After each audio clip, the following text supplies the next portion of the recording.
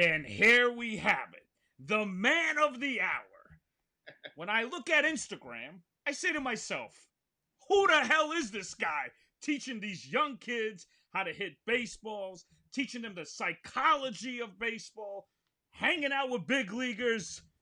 I say, who the hell is this guy again? Please welcome my man Jason Ferber, the Brooklyn boy, the Coney Island kid. How are you, baby?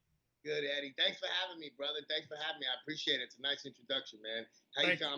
I'm honored to be on the show, man. Thanks. I watched a couple of episodes, man. I really like what you do. So all the actors and everything, it's cool.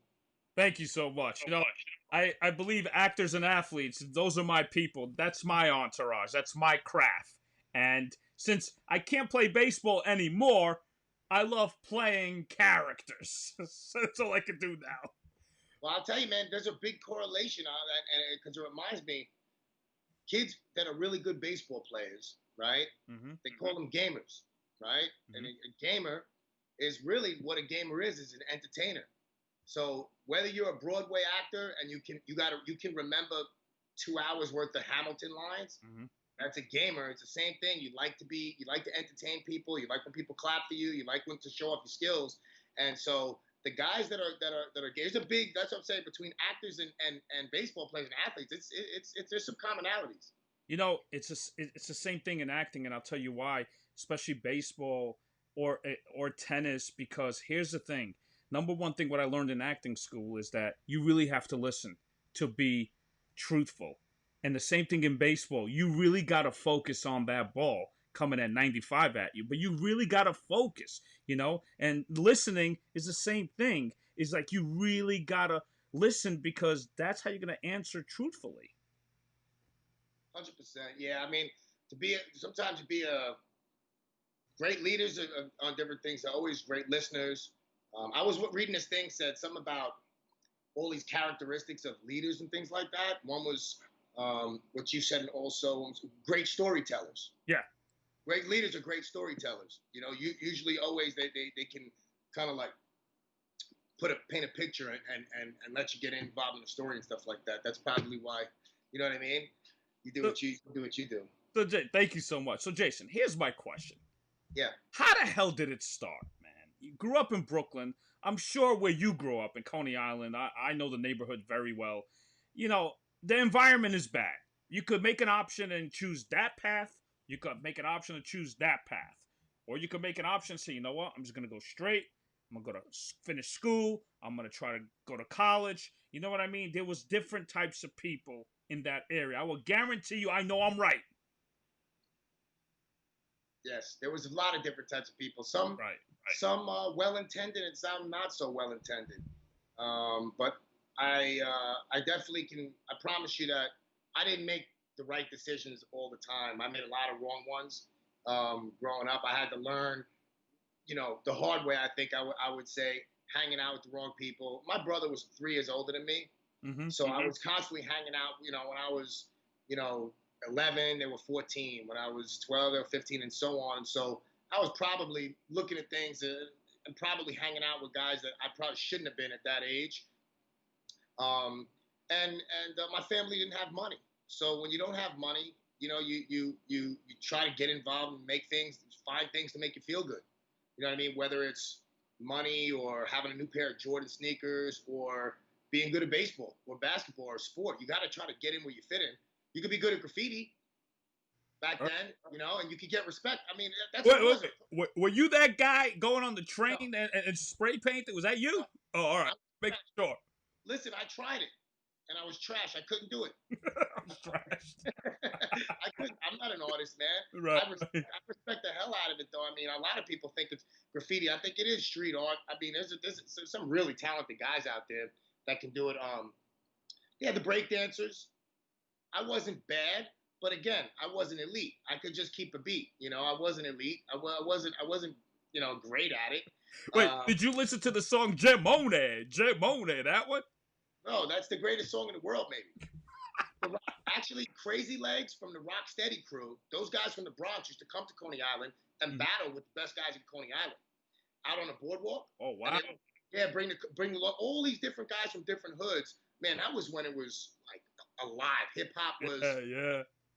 because either the guy there was on this side there were two guys battle rap freestyling, right? See who was the best in the neighborhood with the flow, Jay-Z and whoever. Right. There was a guy named Super Nat. There was another guy.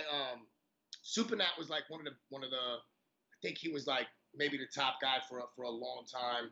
All those guys like Craig Mack and all those guys. I mean, that what they were doing was they were competing and having fun. Oh yeah. That's all that is. It's competing and having fun.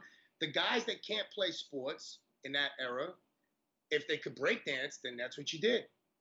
You know, if you could rap, then that's what you did. You're trying to figure out something that gives you confidence and makes you feel good about yourself. So, you know, you can walk around with your chest out. And, you know, if you don't have any money, you don't really have any other currency, you know? That's true. Speaking of feeling, Jay, I believe, you know, we're going to skip a little steps. I know you played baseball at JUCO in California. But here's the thing, what I tell, you know, when you see a kid, the body language, a confident kid that you say to yourself, yo, this kid, when he walks from the dugout to the on deck circle, and you watching him, how he's taking pictures or really focusing, you could tell the guy's feeling like, yo, this guy is going to be on today, right? You can tell immediately when you know, I evaluate guys for USA Baseball, you know, Team USA. I evaluate guys to get them into college, what levels of college they project to. And generally speaking, you know, you can see the physical tools from guys, but when your kid walks up right away and he sticks you with a strong handshake and he gives you some good eye contact and he says his first and last name, hey, I'm Eddie Mata. How you doing, Coach Ferber? Boom. And he hits you with a hard one and it's firm. That's different. Right. It's different than a lot of other kids. A lot of other kids are not really taught just these little basic, simple things to stand out. That one introduction that first time, because if you give a weak handshake and it's all frail, you know, that weird handshake, and then you look away, it just says you have no confidence and you're probably not. I mean, 9 times out of 10, that doesn't play on the field. That's why when you see these guys, these big leaguers that are out there, they just have absurd levels of confidence, way more than the average person or anything. And even the guys that get to the top of the athletic field where they're like, you know, at the peak of human performance athletically, sometimes you can give me a great athlete that's insecure and it doesn't play on the field. You know what I mean? You have to have both of those things. So the confidence part, like what you're talking about, man, it's huge. You can definitely tell. Well, you know, because I see it, you know, when I was living in LA, I was actually a batting instructor for kids in West LA. And, you know, I taught them, don't just be confident in baseball, but also you have to have confidence in life. You have to have confidence in anything you do, whether, you know, it's education, you know, challenge yourself and say, hey, I'm going to pass this test, you know, help out your parents, you know, don't, you know, just because you have a lot of money, still be that person, because there's times that could be rough, that you're still going to have to fight those times, but you're prepared for that. And in baseball, let me tell you something right now. You and I know it. You doubt one time, man, that pitcher's going to get you. You doubt yourself in the batter's box, and people go through it. They're going to get you. Oh, yeah. You know? So, what do you teach kids the number one thing when it comes to the game of baseball? What's the number one thing you teach? Well, for me, competing always comes before mechanics. You know, I think a lot of guys, they skip the competition part. Parents and coaches, they'll skip the competition part of it and they'll try to go right to, let's try to make his swing mechanics perfect or his throwing mechanics perfect. The problem with doing that is that when we are in a batter's box, right, and the velocity of a baseball gets to a point where it can break bones and cause you physical damage, right? Right. What happens is that there's certain people who can skip through the protection phase of it because, number one, we're always going to do is we're going to try to protect human instinct, right? You ask, you know, me and you could go out on the street right now in Manhattan and grab 10 guys off the street and say, we'll grab 100 guys off the street and say, hey, look, how about this? I'm going to give you a wood bat with a helmet, and I want you to stand in against a Aroldis Chapman. Just take about 5 at bats off of him. He's going to throw about 105. Listen, he's pretty good. He could kill you, but it could happen. But then again, it might not. Most people would say, "What, are you out of your mind? Why would I do that?" Right. But there's this other group of people that would rather be doing nothing else, right, than risking broken bones and pain and potential death just in order to see if they can turn around that pitch, right? Mm-hmm. So when we're talking about why we want to focus on competing, it's because if we can't skip the protection phase and go straight to performance, we want to skip protect and go to perform.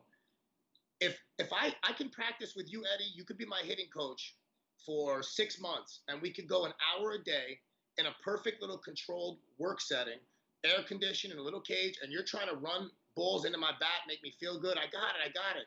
And I get into the box, right? And a guy throws a 65-mile-an-hour curveball at me, and I dive away, or I try to get out of the way of it, and I don't wear it. That there's no drill that's going to fix that part of it. So you're skipping, right, all the competitive part. What we need to do is, that's why old school stuff still plays for me. Old school stuff still plays, meaning I would be trying to arm wrestle every single kid in my school. Mm-hmm. I would be trying to race every kid down the block, right? Mm-hmm. And do all of those things, wrestle with my brother, play tackle football on the street, all those things, even though the parents consider it super dangerous, even though the parents consider it super dangerous, it is, it's absolutely necessary. I don't know why. I mean, it's because a lot of people, for whatever reason, I think they took the game, and instead of playing a lot of pickup games in the street, mm-hmm. they wanted to bring it inside and to make facilities, right? So for the facilities themselves, they're very beneficial because obviously we need to keep up with the guys down south in Florida. Yeah. We need to be able to keep up with those guys, but at the same time, there needs to be a balance of pickup games and things like this, or there's no way we're going to be able to develop those skills. Right. Because she could give you something. Go ahead. If she has to give you something, go ahead. Don't worry about it. No. I was just making sure I'm in here. Hold on 1 sec, Eddie. 1 sec, okay? Yeah, go ahead. Don't worry about it. So for all you people watching right now, click like on the Eddie Mata Show. Share it. Do what you got to do. My man has to do something real quick, but when you guys, Eddie, when you got a wife, you sometimes taking care of the wife is more important than talking baseball. Well, of course. But you tell your wife you're with Eddie Mata right now, baby. With Eddie Mata, yeah. Well, the reason why is because listen, I had a window that was broken. I heard. And the air conditioner, you know how it is 100 degrees out here. So a guy came to fix the air conditioner, so I wasn't dripping sweat on that. It's 100 degrees. Yeah. No, I totally understand. Don't worry about it. So, yeah, but back to it. Go ahead. But here's my question, Jason. Yeah. What's the no-no with parents? What should parents not do when they get involved? Because I feel like some parents feel like they're living vicariously through their kid, and it's like, well, my son's gonna be the next Jeter or the next Mike Trout. That's really hard to say, man. What's your take on that? Number one, I don't have any kids myself, mm-hmm. so I don't want to pretend to try to relate to the feeling of having a kid. Do you have any kids? No, but I got a niece and nephew, and they're not even interested in sports. Right. So my thing is, if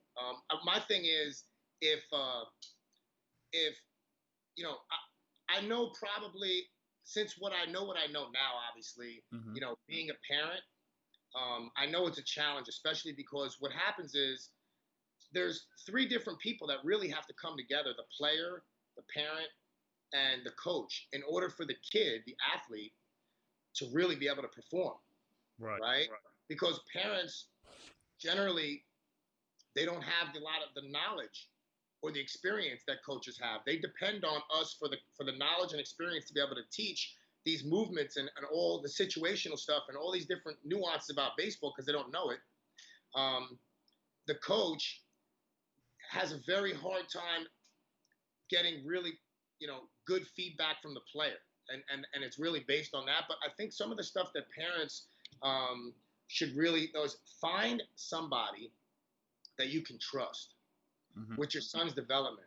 Because if you're constantly questioning whoever's coaching your son, that's a really bad place to be in, right? You don't want to have any questions about is this guy, number one, treating my son fairly, Hmm. right? Is he giving is he a dad maybe on a team and he's giving his son, you know, he's batting third and playing shortstop when he clearly shouldn't be. Right. That number one is find somebody that you can trust, because ultimately the parents that don't trust the coach, what happens is when the coach tries to make an adjustment in a player, or I say to you, hey, Eddie, look, you're a good fielder, right? But you're not a shortstop. I think you're probably going to play corner infield at this point. You're 14, 15 years old. You're going to probably move over to third base, maybe even first base, depending on Hmm. your skill set, because that's ultimately all you can do at the next level. If I'm a parent that when a coach says that to my son, I go in the car after the game and I say, that guy doesn't know what he's talking about. Trust me, you'll be a shortstop, Right. right? Mhm. If I'm saying that to my kid, that's a very bad. It's one of the worst situations to be in as a parent, is questioning what the coach is doing. If that's what's going on, you need to find a better coach, especially in the travel world. In high school, you might not have an option. You kind of got to let the high school coach, whatever it is, whoever it is, kind of develop your son and trust that he's going to do a good job. Hmm. But that's one of these. I would also say, like, if you go to watch your son play, right, or your daughter play a sport, um, if I can tell, or let's say you, Eddie, if you can tell whose whose kid that is in the stands just by walking in, if you never met somebody before and you can tell who their son is just by watching the game, that's bad. Meaning Mm. they're only cheering for them. You can easily tell because they're going every time, hey, let's go, Johnny, and then everybody else comes up and they say nothing. So that's pretty much playing the favorite. It's definitely it's just like constantly wanting your son to hear your voice, or like you think it's comforting to him for him to hear your voice when he's hitting. That's not comforting. Most 9 times out of 10, when I ask the players themselves, I say, "Do you guys hear your parents?" I ask my guys at 14 years old, "Do you hear your parents actually talking in the stands when you're at the plate?" And they will say, "Yeah, I can hear them." And you can actually you're listening to that, and you're trying to hit a slider while you're hearing a Right. voice that's telling you to do something. How frustrating and how confusing that is for a kid. It's very hard to hit a slider. It's Yeah. very hard to hit a good fastball. It's not easy to square it up. And so Yeah. when you have this other thing that I think they're well intended. They think they're helping and they think they're comforting the son. It'll be okay. Let's go. Hey, keep your back elbow and shouting instructions. I would steer far away from that. You see, I think, when I was given batting lessons and I would go to the little league games, if a kid, I wouldn't say anything, but if the kid says, "Hey, Eddie, what do you see?" and I'm like, "Listen, just keep that shoulder in. That's it. Simple. Just shut up. Keep it in. That's it." I believe that when you give a kid too much mechanical tips, like, "Oh, but then your balance, but then you got to land the foot on time, but that's too much for a kid, and that's even too much for a big leaguer, man. Don't you think? Yeah, I think there's the best hitting coaches that I've seen. Um, they almost trick their players into moving a certain way by giving them a task. They don't necessarily force them into positions or make their mind think about doing something that it doesn't need necessarily to be thinking about to do it. So Right. what I mean to say is if the task for you, Eddie, if the task for a hitter is squaring up a 95-mile-an-hour fastball and adjusting to 88-mile-an-hour changeup and a slider and a cutter, right? Mm-hmm. That's the task we need to do, is be able to find a barrel and square that ball up and turn it around. So if we take that and we make the task, let's say driving a car. Okay, let's just say we're talking about Eddie Matta driving his car down the street. Mm-hmm. When you're driving your car, what are the things you're thinking about that you need to drive the car? Gas, brake, steering wheel, maybe a rear view mirror. But that comes Maybe automatic. that's just the things you need, and that's what you're focused on, right? Right. Driving. Now, if I said to you, Eddie, while you're driving the car down the street, you're coming from Queens to Brooklyn, I want you to think about how much oil pressure is in your car. I want you to think about what your turning radius is. I want you to think about the electrical system that's going on in your car. It's all there in your car. We know it's there. Mm. It's helping you drive the car, but you don't need to be thinking about it while you to drive that car. Right. And it's the same thing in hitting. There's all these mechanical things going on. A lot of them you don't need to think about while you're actually trying to complete the task. So that's why I say you just want to kind of be, you know, helping guys move a different way. If they're missing under a baseball or if they're missing over a baseball, it's very important to see game footage also. Right. A lot of guys try to do lessons without watching in-game swings, Yeah. which becomes a very, very, it becomes problematic. Yeah. There's a reason why major league hitting coaches sit in the dugout and watch everything and video everything and look at video for 23 hours a day after the game. Mm-hmm. It's because there's what we do in the cage in practice is diagnosed it's based on what's happening in the game. If I have no sample size to look at, I can be hitting line drives all day in a cage, and then when I go in the game, I'm taking fastballs down the middle and I'm swinging at sliders in the dirt. Yeah. Doesn't matter how beautiful my swing is. Right. I'm not recognizing pitches and I'm not taking swings when I should be. So all of it's for nothing. So then, how do you fix that, Jason? Each scenario. Yeah. Like what would be a scenario that All right, I'll give you an example. Okay. I'm at the stadium, big league stadium, and I see guys really feeling good, crushing the baseball in BP. Yep. But then game time, they got 3 strikeouts and a pop-up 0 for 4 because I really watch their at-bats. Because I go to the games early because, I get gangster seats, like you, on the field and all that, you know what I'm saying? But Yep. I watch BP and then I watch the game. And I'll tell you right now, the body language is completely different when they don't feel comfortable at the plate. Oh, yeah. Games. So, if you, let's say I went 0 for 4 and I'm playing for the Yankees or Dodgers, whatever, a big league team, and you as a batting instructor, you're going to probably look at videos of me. I'm going to come up to you and say, hey, Jay, I need your help, man. I don't know what's up, what's going on.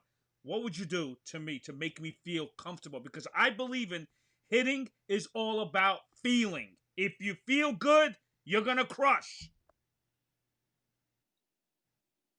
I think that the first thing I would do, Eddie, is I would see if you were late on fastballs or earlier where you were on good hard fastballs. If you were consistently late, that would be one indicator for me of what you're getting as far as when you're starting to gather.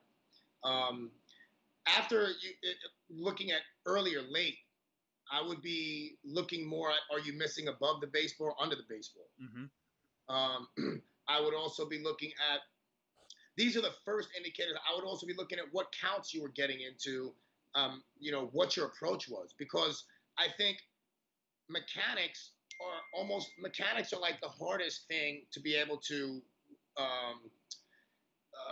mechanics are kind of the hardest thing to be able to get to fix. I think you go through pitch recognition, pitch selection, how much intent, how aggressive guys are in the box, what pitches they're swinging at, what pitches they're taking. I want to go through all that stuff first before I get to, okay, what is your shoulder doing in space? Now, it could be a mechanical thing. If a guy is swinging and missing a ton, right, and he's super aggressive, but he's just swinging and missing, that could be more of a situation. It could be a vision thing. I try to get the vision thing out of the way even before I go to mechanics. Right. I try to make sure that guys are seeing the ball. If we hold you completely still and take your lower half out of it, and you just hold your heel connection and just take swings with your upper body with your head completely still, I want to see if you're barreling up balls at that point, hitting them, and then what's happening with your head movement and stuff like that. Right. So you're really breaking it down then. Yeah, I mean, I go through a couple of checkpoints. Right. So then after the checkpoint, you say, okay, Eddie, so this is what we're going to do. We're going to Mhm. work on getting your foot down a little earlier because you are late with fastballs, right? Would you say stuff like that? Could be. If I usually if usually if guys are late, it could be guessing. You know what I mean? It could be guessing. I feel like if they're only hitting balls, let's say to right field, and they're getting jammed constantly, or the balls are getting past the midline, we have to work a little bit more out in front of the plate. Mm-hmm. You know, there are definitely drills where we would do that we would get to. If I'm missing under the baseball, let's just say, Right. okay, let's just say I'm missing under, and that's my problem. So when I'm you're late. saying under, Jay, is that a situation when I'm hitting and I foul off a fastball, but I take a nice Yeah, cut and it goes right back to the net? Like, oh, he yes, just missed that. Is that yes, under? yes. That is missing under the baseball. So Okay. for typically what happens is the more velo guys get, the higher the velo, Mm-hmm. the more that guys miss under the baseball. So this, let me put it like this: an 80-mile-an-hour fastball that's thigh high for that's 80 miles an hour that you, Eddie, crush. Right. Okay, and you crush it over the fence at 80 miles an hour. That same pitch in that exact same location, except it's 93, you will miss under it because it rides. The ball rides, and it gives the visual of it staying on a one plane. Mm-hmm. So that same pitch, the velo itself will dictate that.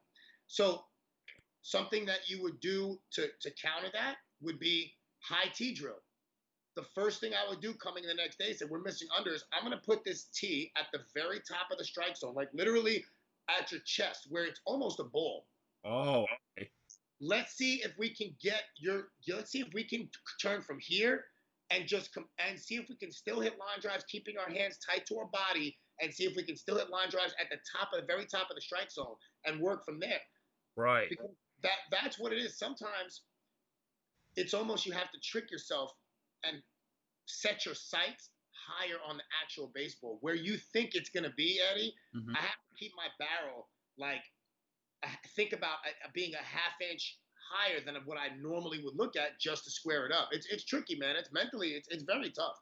It is tough. And you know what? I had conversations with Barry Bonds for 2 hours.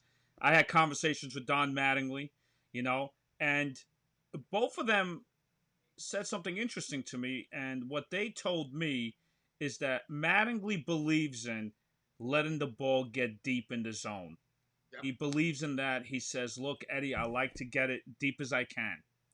Barry Bonds told me I only do that with guys that when I face like a Jesse Orosco, John Candelaria, lefties that have that nasty hook, that nasty shit that tails away, right?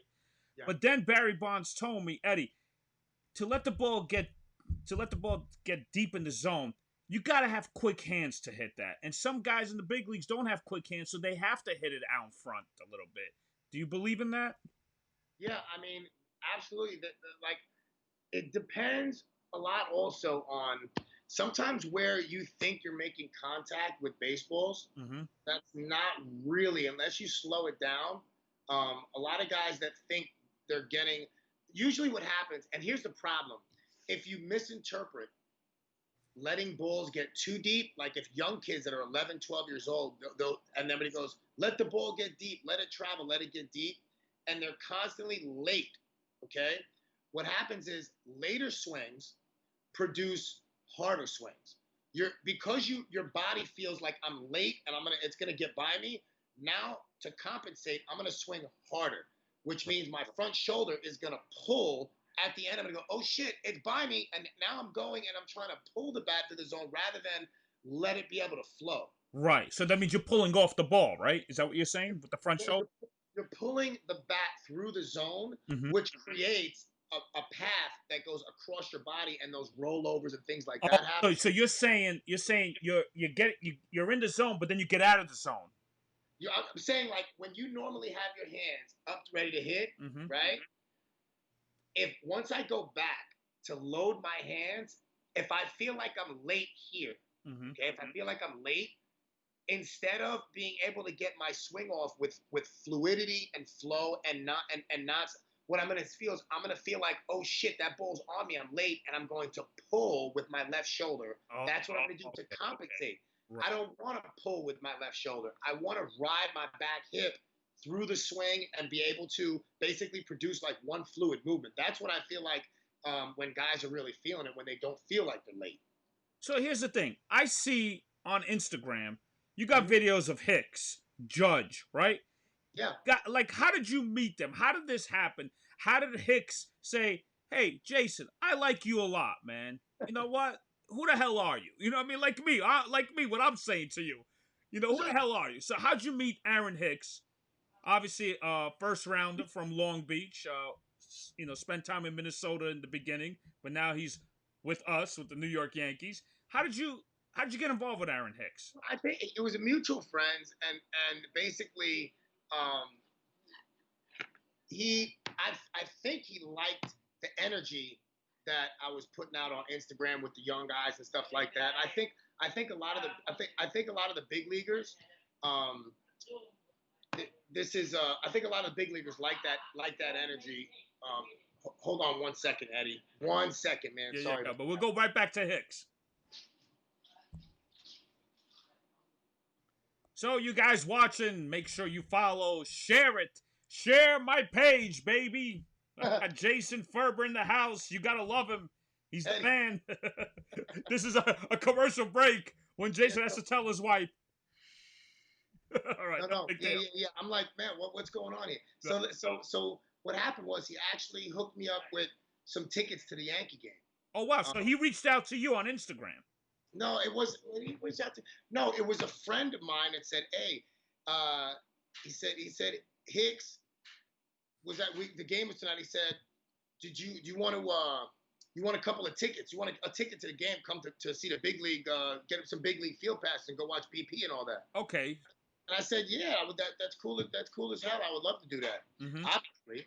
So I went down there, hung out, and I met his brother down there, real nice guy named Joe. Yeah, yeah. And we just hung out and vibed for a little while. Then we just talked a couple of times on the phone, FaceTime a couple of times, and then talk about a little stuff about just random things, hitting and this and that or whatever. And then what happened was we met up again in spring training.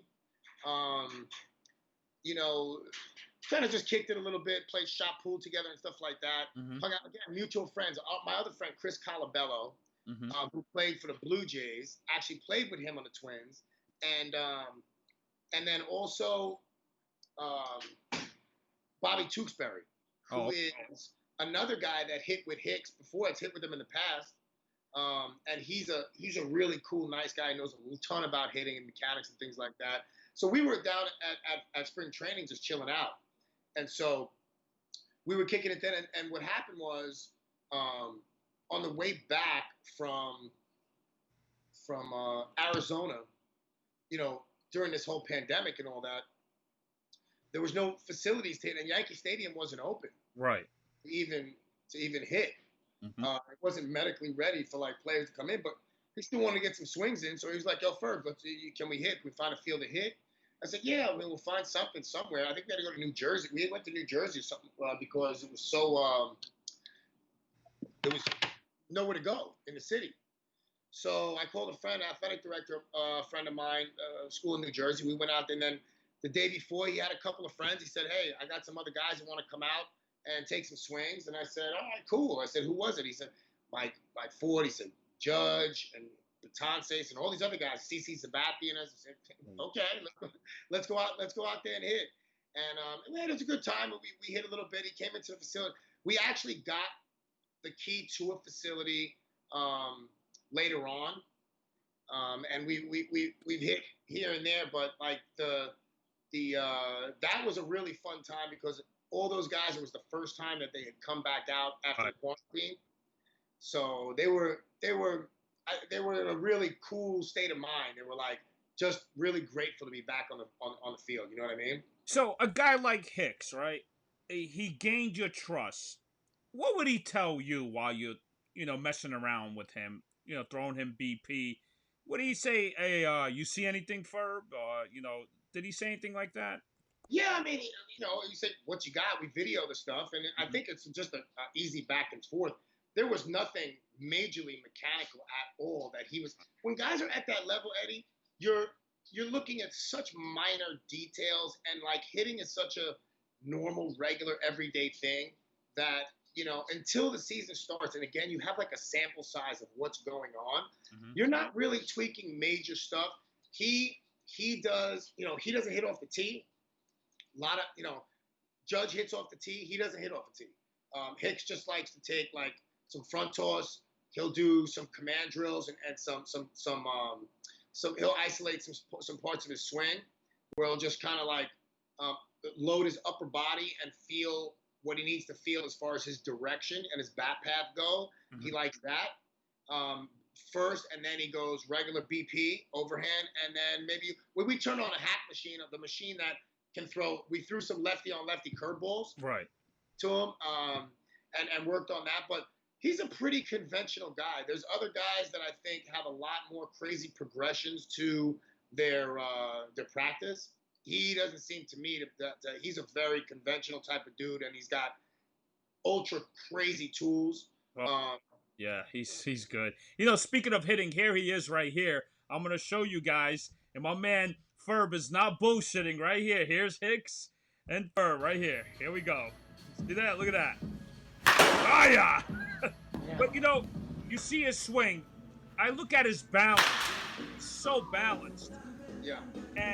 But I love when he hits lefty, man. He hits bomb. You know what I'm saying? Like, so what do you see here from Hicks right here? He's just well balanced, right? Getting into. He's got two different timing mechanisms, not just one. Where most people have just one. He has a timing mechanism with his hand. He's got a timing mechanism with his front foot. It looks like from left side, like some guys, when he does have a leg kick, but a lot of guys misinterpret what a leg kick is. A leg kick is not to. It doesn't create energy. It stores energy. Right. So the easiest way to say it, a lot of guys think like, oh, if I leg kick, I'm going to get more power. That's not necessarily how it works. A lot of times, if you leg kick the wrong way and you fall forward and you don't hold your gather and know how to do it, if you try to lift up from your foot and you don't lift up thinking about from your knee or your hip, you're not really doing what it's meant to do. Right. So, but he's a freak in a way that he's like the slowest fast guy you've ever seen. The way that he operates, way he talks, super slow, way slower than me and you. Oh. Like way slower, like very laid back, kick back. The way he walks very slow, kind of like a gait, like he's walking through the park. Everywhere he goes, everything is super laid back, chill. And then all of a sudden, a ball gets hit in the gap, and the guy's like running faster than anybody on earth and laying out like that. It's just, I don't know. I think it's some guys you're born with that type of muscle, fast twitch, capabilities, and you're not going to teach that. A guy that can hit for power. He's a plus runner. He's got a plus arm. Yeah. Plus defender. Switch hitter. He's a five tools. Yeah. Great. But what you said, slow, right? You know what is? When you hear colorists on when they broadcast a game, they slow down the game. You know what I mean? It's like even Jeter says, just stay relaxed. And it's so easy to say that, but it's really hard to do, man. It really is. Just say to yourself, relax, because you have to trust. If you don't trust, you're not going to be relaxed. You don't trust your hands, you're not going to be relaxed. It's if probably the number one thing that separates guys that can do it in pressure situations and can't. Can you control your breathing patterns, or are they all discombobulated and erratic? Can you control your heart rate and your pulse rate, or do you let your surroundings dictate how much adrenaline you're gonna release in your body? Right.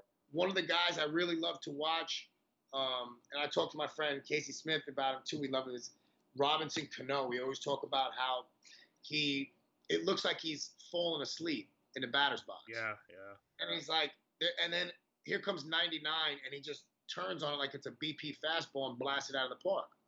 That looking like you're falling asleep when you're about to see 99 is a gift. It's not, many people cannot do that. You're right. Most people are shitting themselves when they're about to see 99. They tense up, right? They're like, oh shit, yo, this guy's throwing heat. Oh my God. You tighten up your hands, you tighten up your body, and next thing you know, there's no blood flowing and you're tight now. You're gonna miss. Well, not only relax as far as not just protecting yourself, also, well, if I don't get hits here, I'm going to lose my career. I'm going to get released. So you add that whole part of it, is now it's my job, my career's at stake. So it's not even just, oh, well, I'm seeing 99. It's, I have to perform and actually hit this, or I could, if I bat 180, that's it. My career's over. Right. But you can't think like that in your head, because then it will be over. Oh yeah, but there's plenty of people that do, and that's exactly why there's certain guys that are big league hitters that can do things that other people simply can't. Jason, what's your opinion on big leaguers when the game is on the line? Is there a couple of players that are scared of the spotlight at the big league level? I'm sure there are big leaguers that have emotional things going on and still work every day on. That's why they have mental skills coaches, Eddie, and they wouldn't exist. Those guys wouldn't exist if it didn't happen. That's why guys get the yips out of nowhere. They can't throw a ball. There's a disconnect that happens in the brain telling your body to do something because of whatever reason. There's a break somewhere in the chain of my brain telling my body to do something. And, there's definitely guys that can control that more than others. I don't know how that works. Right. Well, we're all different. All our minds are different. It's the same thing if you get operated on, how's your body going to react to that? It's the same thing. Now, what about Aaron Judge? I love this guy, man. And you know what? I noticed this year, it just happened, I noticed Judge is really hitting the inside fastball. He's getting his hands in and he's getting the bat head out. But last year, he was struggling with that just a little bit. But I believe it was because of injury, all right? Because of an injury. I mean, the guy's hurt, right? Yeah, listen, I've had no talk with Aaron Judge about hitting mechanics. I've been around him hitting and watched his whole entire, all his progressions and what he does and how he moves. But I would say there's a period of time, and what you were talking about of guys struggling or having problems, like he was at first he was pulling balls, right? That he was hitting homers pull side. Then last year there was a lot of balls he was late on. Yeah. That he was hitting out of right field. He was hitting opposite field. But any other person that wasn't 6'8", 275 or whatever, that 280, any other person that wasn't that would be a fly ball to the right fielder. He's so big and strong that though that same swing produces a much different result for him. The thing is, when you guys, amateur hitters, the reason why they always struggle and why guys, it takes 4 years typically for a guy to get from the time he gets drafted, typically to get, unless he's on a fast track, right? Most guys that get signed, it takes them about 4 years to the minors to get to the big leagues, okay? Pitchers are a little different because pitchers, if you're nasty, you're nasty. It doesn't matter if you're 16 or if you're 28. If you're 96, 97 and you got a hard slider and you got a valid changeup, you're going to get outs, right? When hitting, there is a certain number of at-bats that a hitter needs to acquire in order to read spin and understand what pitches are coming. During that time in the minor leagues, you now have people having books on you. There's a book on you as far as what you struggle with. When guys start hitting low pitches, there's guys in pitching laboratories that are designing pitches to ride at the top of the strike zone. They're literally like working on that all off season just to face this one type of hitter and what he can do with that. So once they find out there's a hole in your swing, like they're saying, up and in was a hole in your swing, you're really not going to see another pitch until you can prove that you hit that one. So that's a lot of the things that people don't understand of how hard it is. I believe to be able to constantly play this cat and mouse game where, like, now I'm working on this hole in my swing. Now they find another one. Now I got to patch that. Trout, these type of guys, Barry Bonds, Hmm. don't have really holes you can expose in their swing. It's really crazy when most people do. That's why they have shifts. That's why they have all these things, is because people come up with patterns, and the more data and samples you get of somebody, you can come up with a plan to beat them. So, do you think Judge this year, because he is locked in, man? I watched a couple of games. I'm saying to myself, "Holy shit!"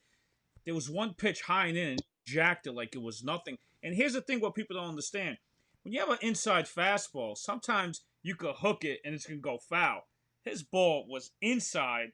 He hit the pitch and it's straight. You see that backspin and just go straight up. That means he's on it, man.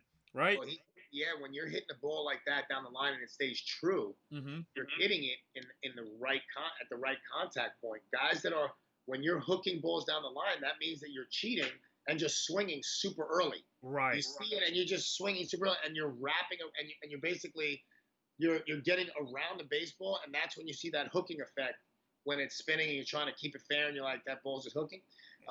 Judge has a tremendous amount of barrel depth in his swing and Mm-hmm. in his arc of his swing.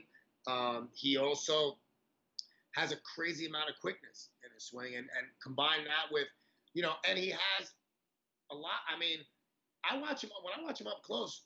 He has a lot more finesse in his swing now than he had when he first was around. It was more sheer power. You can have if you have raw power, but you don't blend finesse with the power, Mm-hmm. it doesn't work.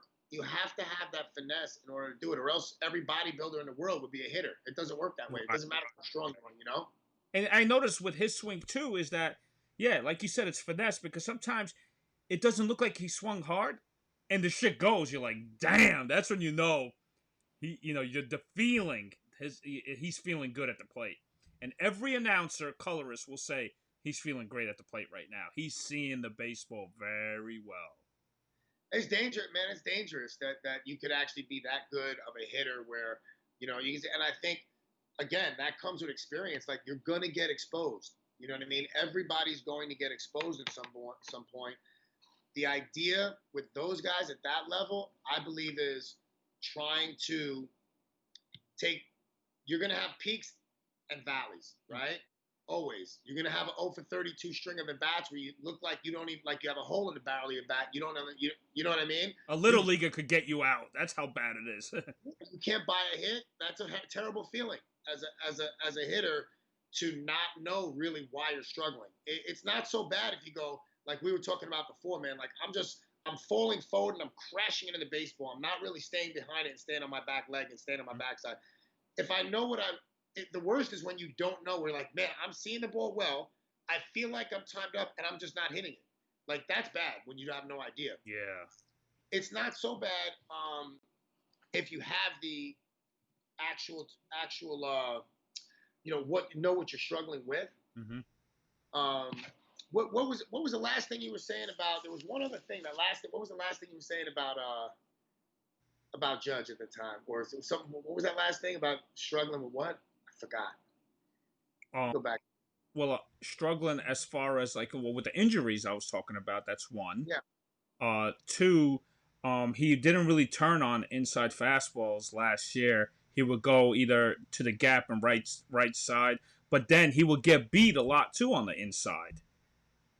Yeah, like the experience factor of seeing more at bats. I think just there's no substitute for that. Right. Right. You know what I mean? That's why a lot of times when guys try to teach a big league type of swing to a really young kid, it's really tough to like 10,000 more at bats in somebody's life is going to do a lot more for a hitter than anything you could possibly teach. It's like you're not going to be able to compete with that in a batting cage, just going, oh yeah, like the guy's got 10,000 more Right. practice, more at bats, live at bats of knowing what's going on and what to look for. And and you get, sometimes you know how guys are going to pitch you. You know what they're going to try to do. Maybe you think they're going to. I watched, you know, by the year before Harper went to the Phillies. Who went to the Phillies? Harper. Oh yeah, Harper. Yeah. The year before he went there, I was watching a string of games when he was at the Nationals where it was okay. Basically, like they would bring in either the third at bat or fourth at bat every single game. They would bring in a lefty reliever, Mm-hmm. right? That would throw him like 79 to 81 mile an hour sliders after slider after slider. Then he'd throw a fastball up and away, then another slider. He'd foul it off, foul it off. Eventually, he would just fish at one, and they would do it. They did it for like 7 games straight to him. The guy to come in lefty on lefty sliders, right? The game is so deep that like there's guys that are sitting there waiting for this one at bat to get this one guy to come in this one place. That's their job, is just get you out that one time.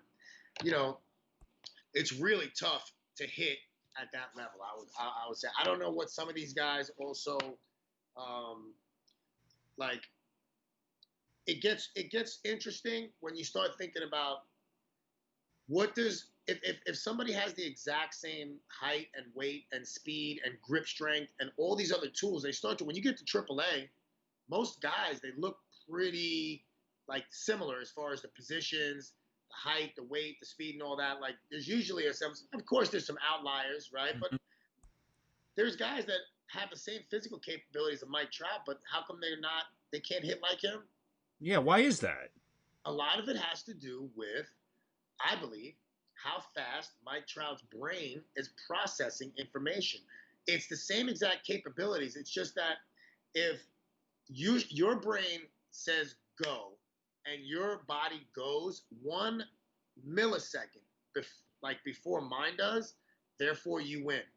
It's like Tom Brady, right? Tom Brady, there's all those quarterbacks in the NFL. They run faster than him. They can throw a ball further. They can jump higher, all the physical stuff. They're better athletes than Tom Brady. What does Tom Brady do different? He takes the snap.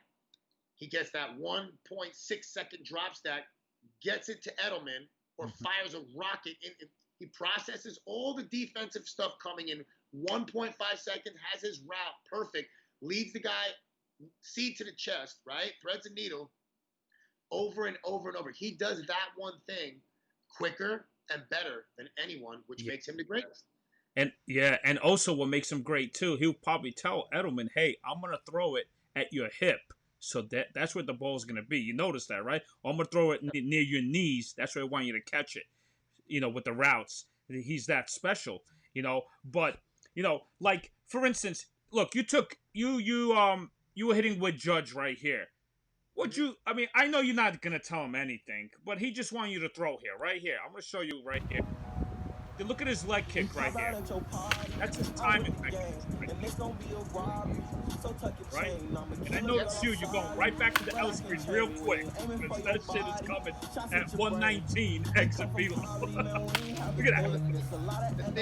The thing is, he's also, I believe, sitting in that drill. He's holding his gather for a little bit longer than it was, so his legs up in the air for a little bit higher. Yes. Those guys do, for a little bit longer time.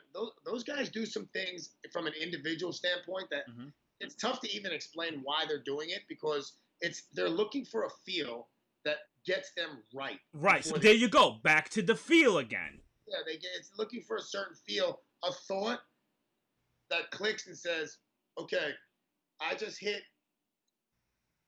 2 or 3 baseballs exactly where I want to hit them, right on the screws, right? They want to know what they're feeling so they can get back to that. Some guys, that's why I think a lot of guys, they start their rounds typically with oppo rounds. Yeah. It's basically really great hitters should have the ability to manipulate the barrel of their bat on command and say, okay, hit it to the right fielder. Line drive to his head. Boom. Okay. hit it to the second baseman, line drive. All right, cool. Hit it, burn the left fielder. Boom. Okay. Mm-hmm. Hit the pitcher in the head, hit the center fielder. You should, and if you can't do that with that ball, then just take it. Don't swing. And you could strike out with that. Well, yeah, but I'm saying most elite hitters have the ability to basically hit a ball somewhere on command in batting practice. Oh, okay. Not necessarily in game. Right. In batting practice, most guys have the ability to do that. And if you don't have that ability to manipulate your barrel of your bat on command and make the ball do things, Joey Votto always talks about letting the ball be your feedback. Mm-hmm. Meaning, instead of trying to overload yourself with a lot of information, the ball being your feedback. I mean, number one, the one thing, if I had no data and I had nothing at all, mm-hmm. the most important thing to me, if I'm hitting with somebody, is sound. Yeah. Oh. That's the number one thing. If that is the biggest indicator of what's going on, in my opinion. After that, you're talking about ball flight, right? And if you're constantly filleting balls in the right field and slicing them, or you're constantly hooking balls down the line, or you're topping balls, you're not getting any carry, that's what Judge does really well. His attack angle and where he actually is at contact, his ball, I've never seen a ball, like his balls go in batting practice. In the cage, he'll be like low line drives, bing, bing, bing, bing, bing, right? Mm-hmm. And then when he gets into batting practice, those low line drives turn into backspun balls that are like 45 degrees, like straight up in the air. They look like they're going to be like caught by the shortstop. And then you go, oh no, they keep going. Then the center fielder's going to catch that, and they just keep going over the fence. That's what they look like off the bat. To me, if you stand behind him, right, it looks like the ball's hit straight up in the air and it just carries. Most other people can't do that. Most other people, those are flyouts. Right. But how come, Jason, right now, there's not that many 300 hitters, guys like Freddie Freeman, from the Braves, guys like that, you don't really see that many. Is it because of the shift? Because sometimes you see a shot go right up the middle and the second baseman's right there, or the shortstop's right there. I mean, I think it's partly some of it. I think, pitch design is part of it. I think that, what gets players paid, mm-hmm, is part of it. What different organizations value in hitters. Oh. Jesus. Oh, okay, why they here? Go ahead. Say that again. You're saying it depends on what? Depends on what your organization that you play for. Each organization in the MLB values different things in hitters. Right. Some guys value hard hit average. Some guys value quality at bats. Some guys RBIs. Power to strike out. Depending on what they value and how you're going to get paid and how you're going to move up. Right. If somebody tells you, you need to swipe 20. You need to either swipe 20 more bags this year, or 10, 15 more bags, or you need to. They tell you things that are going to put you through their system and what they value. Yeah. And a lot of times, some listen, I'm a guy that likes hard hit average. That's something I pay a lot more attention to than just batting average. It tells a lot more of the story, and I do feel like the guys that, like the Yankees, have done it a bunch. You saw you can hit more home runs than any other team in Major League Baseball, which they've done. You can win 100 games, okay, and have the craziest, sickest lineup, but there's always a Verlander out there. Yeah. There's always a guy. There's always a Clayton Kershaw. Mm-hmm. And so when you see that guy in the playoffs, that's why pitching is still what wins championships, right? So hits, ultimately, how many hits you get and runs scored is what is, I think, is the most important. Yeah. In offensive, it's runs scored.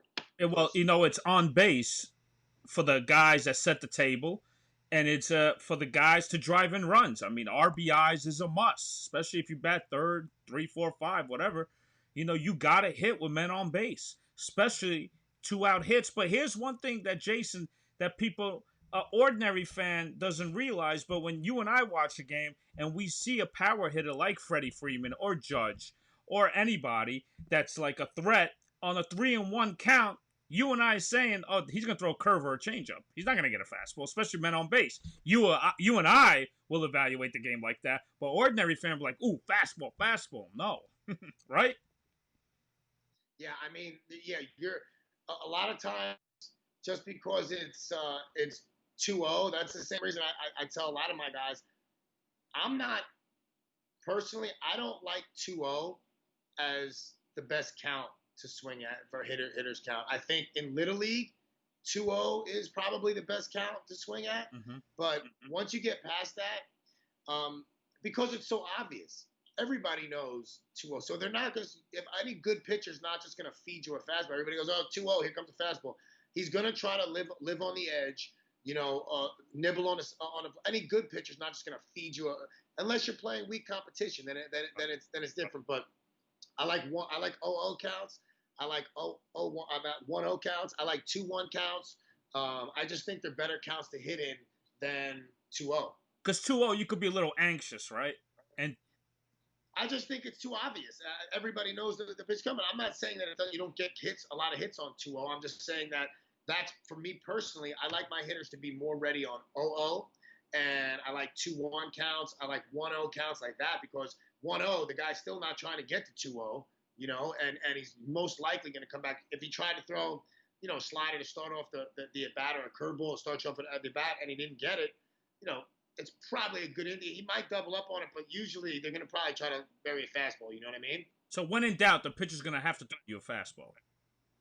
Yeah. Now, there are certain situations, and this is how data comes into play too, where I would tell kids that are 3-4 hitters on my team during this at-bat, you're going to sit on a breaking ball. So now, hold on, Jason. Your kids, how old are your kids that you coach? What's the age? The guys that I coach on the field are high school age kids. Okay. So anywhere through high school. So these are some of the top high school guys in the East Coast and some of them in the country. And they're all college projectable, Division I projectable players and pro guys. A lot of them are pro guys out of high school. Some of them. I think we had 6 or 7 guys get drafted last year out of high school.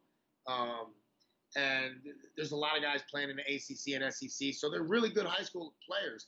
And when you get to see, when enough kids, enough people and teams know about these guys, right? They'll see 70% breaking balls in a bat to 30% fastballs.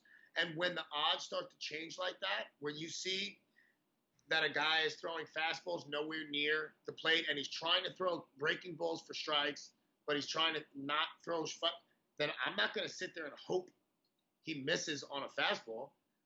Or makes a mistake, I'm going to look for a breaking ball. That's me. Now, other people may have different approaches to hitting, but these are for guys, the middle of the order guys.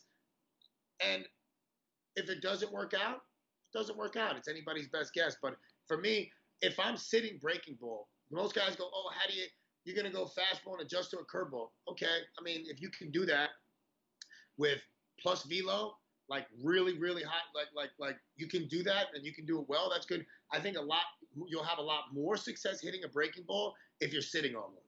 And that's what you're going to show enough discipline where you're going to say, one of these is going to pop out of his hand a little bit up in the zone. And that one, I'm not going to miss. If he gets me with a fastball on the inner half or out and I'm late in the fastball, now when I get to 2 strikes, I got to fight, right? Mm-hmm.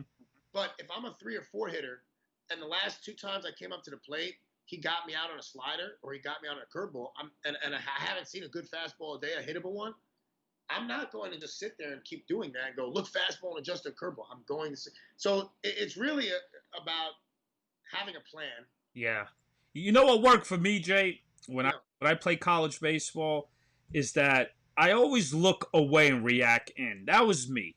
I was a typical number 2 left-handed hitter. Yep. Drive in, hit 400, drive left center. But if you throw me inside, I'm gonna hit in the gap. Don't get me wrong. Right. But I think my average was higher with 2 strikes all the time. I don't know why. I just felt like level goes up. Huh? Your focus level goes up. Yeah, it's just the focus, and it's like, anywhere in the zone and anything close, foul it off, because that pitcher cannot go too consistently on the black. No. You know what I mean? He can't do that. It's the same thing in acting. You can't do the same exact take. It's gonna be different. Right. I mean, yeah, that's a very conventional approach, which works for a lot of guys. Same thing that works for a lot of guys is when hitters talk about staying on top of the ball or staying above the ball. Right. It doesn't mean they're trying to swing straight down. Right. Super steep, but it means that if their hands are starting at their ear, mm-hmm. and a strike is below my letters of my chest, at some point in my swing, my hands are going down. Right. They have to. They're not. They can't stay here and just turn unless I'm tomahawking a ball that's at my eyes. Right. So my hands are going to go down. It's just a matter of when they go down. Some guys, they fall a little bit earlier. Some guys turn behind it and their hands get to a point where,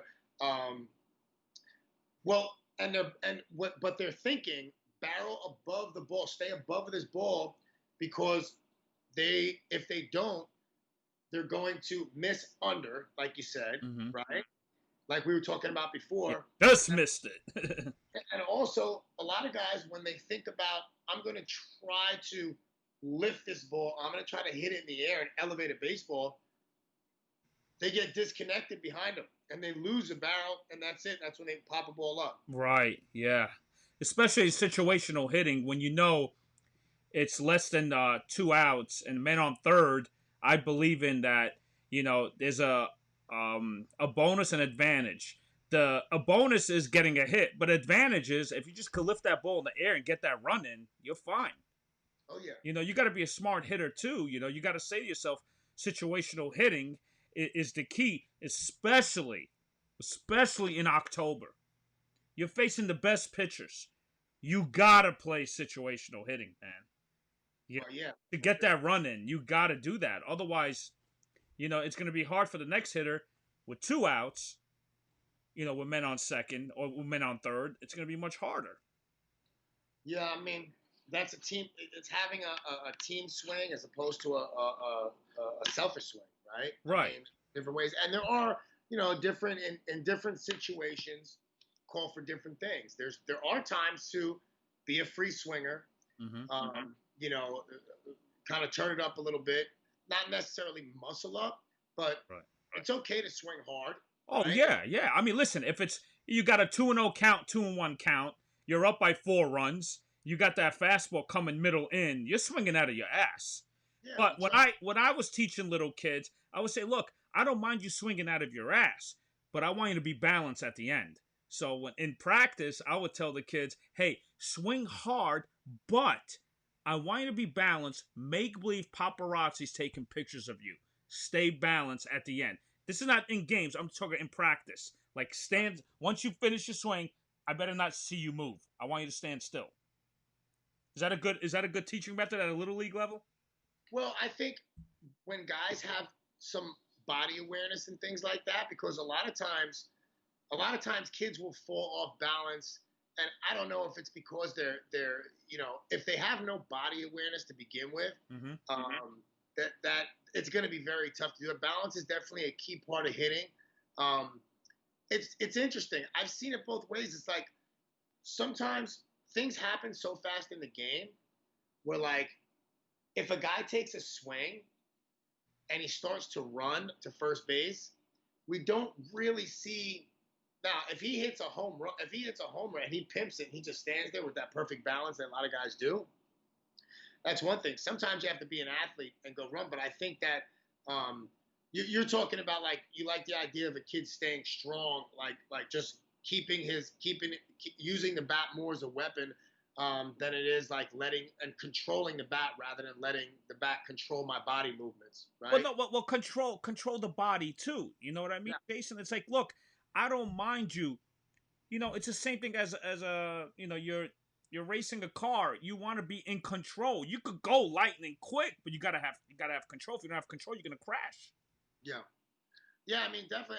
And if you try to teach a kid, um, if you try to make, uh, kids that have like body awareness, that they don't have body awareness, and you try to make little tiny adjustments, it doesn't happen that much because they don't have body awareness. So you have to make this major exaggeration, like what you're saying. You thought just hold it and look for the paparazzi. It's exaggerating something so that you can get them to feel something so Yeah, different. yeah, Yeah. yeah. You understand my language. Yes, that's Yeah. exactly what I'm trying to say. Yeah, yeah. Yeah. Listen, Jay, what do you do with the Blue Jays? I noticed some Instagram pictures. By the way, for the people that are watching right now, do me a favor. Go to Jason Ferber's Instagram. It says Coach Ferber. Matter of fact, he doesn't like social media, but it was an accident because one day, Jason, this is what I did. This is what I learned. Um, you said, look, I have a wife. I have no time for the social media shit. All right, but one of the kids got your phone, and he just filmed you throwing BP, and all of a sudden says, "Hey, coach, I created an Instagram account, Coach Ferber," and then all of a sudden, boom, you just blew up, right? Is that how it started with Yeah, it's pretty. Instagram? It was pretty crazy. I had a team of 13-year-old kids that were some pretty good players, but Mm-hmm. they were from like 7 different states.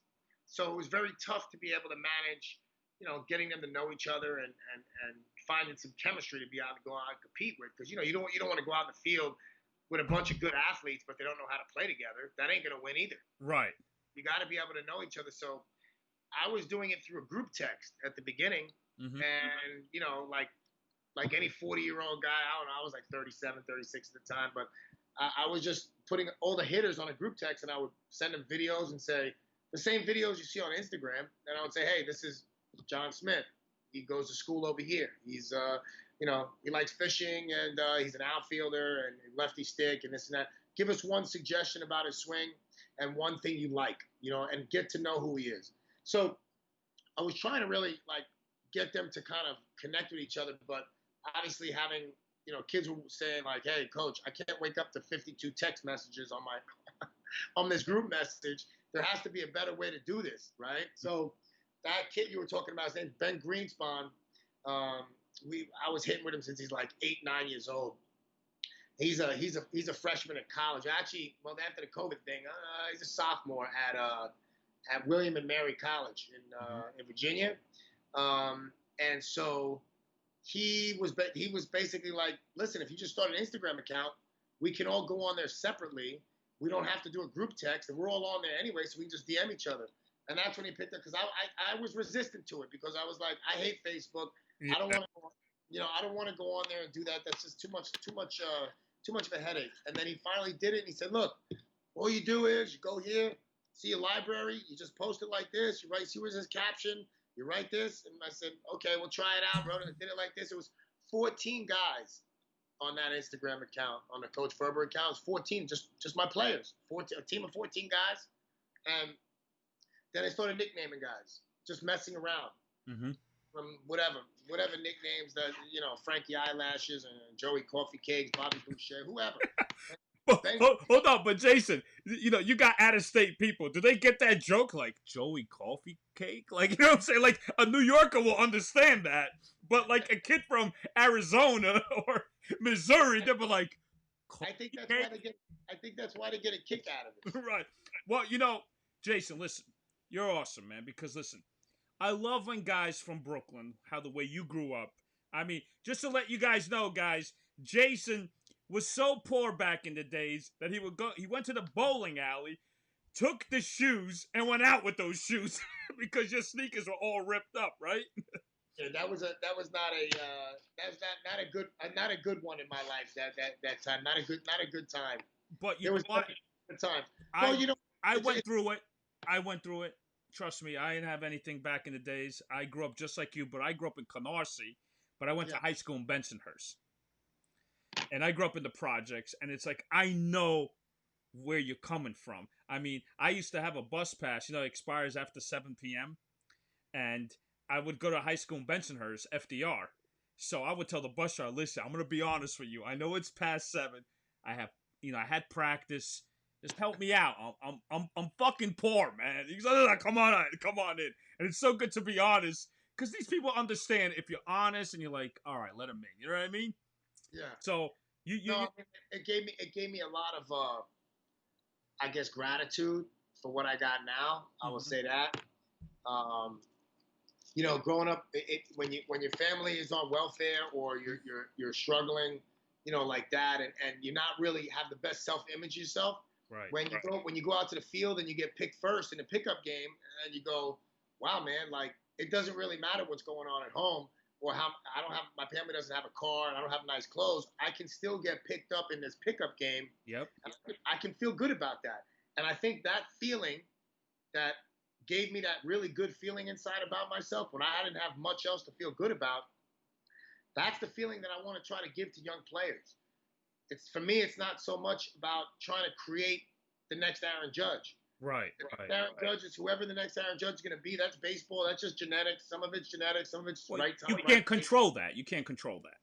No, you can't. But you can control giving a kid a feeling inside of saying there's no place I would rather be than on a baseball field, because even if my mother's an alcoholic, my father beats me, I can't read, I'm illiterate, I have trouble in school, I'm not a good-looking guy, people make fun of me, whatever it is, all that disappears.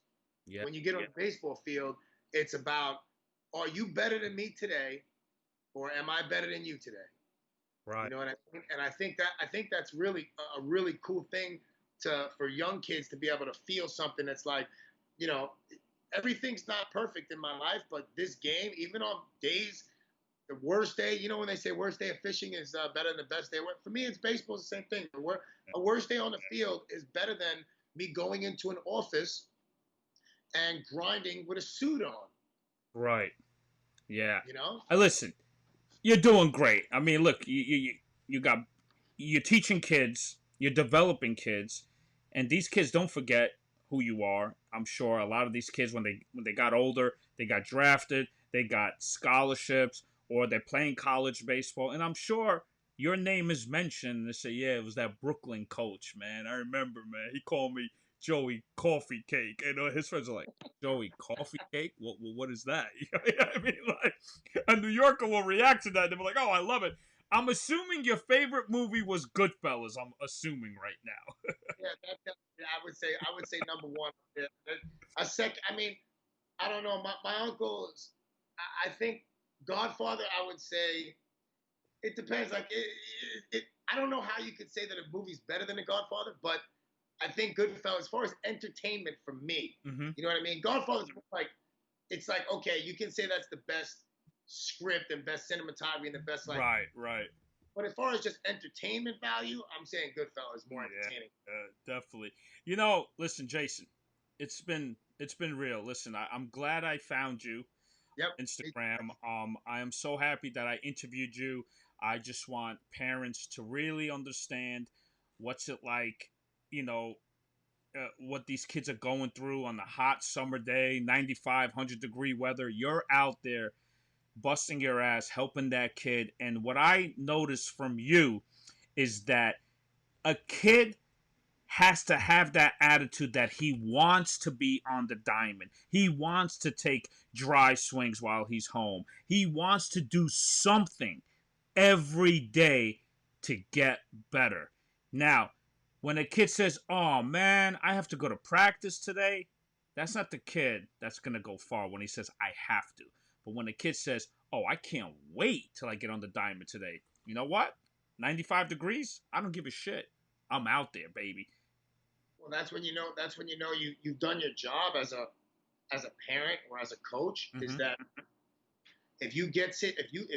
my job as a coach is really just to make sure that a kid's imagination and his dreams of playing are still intact when he leaves my tutelage or whatever you want to call it. Like if I coach a kid for a year and a half, my friend Kyle Wagner, I talk to this guy all the time about it. He always talks about this imagination game that kids are playing when they're young and they're thinking that they're Derek Jeter and they're going to be Mike Trout, they're going to be Ken Griffey Jr., whoever their hero is.